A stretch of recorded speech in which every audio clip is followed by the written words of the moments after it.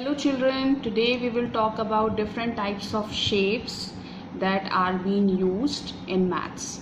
So I have made a PowerPoint presentation on this. So let's get started and see what kind of shapes do we have.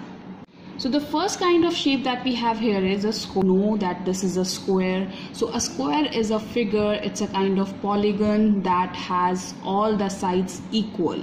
So if you're talking about any of the sides, they are absolutely equal to each other. So this is a square. So if you're wondering that what a polygon is a figure that is enclosed by straight lines. So square is a polygon.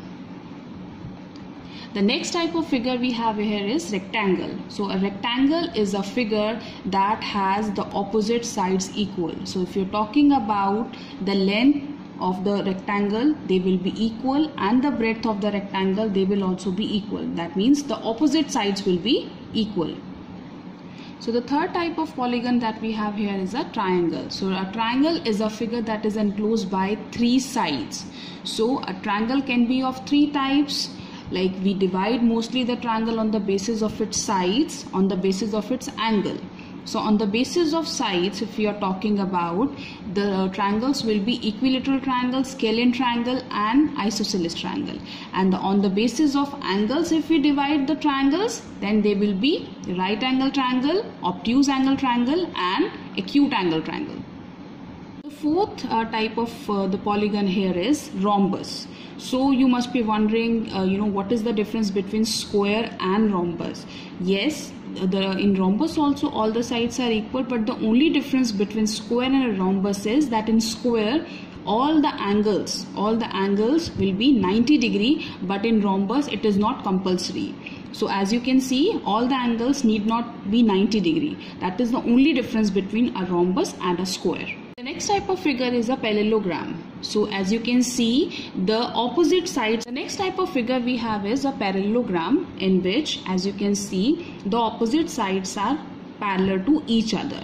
So in this figure, all the sides will be parallel to each other.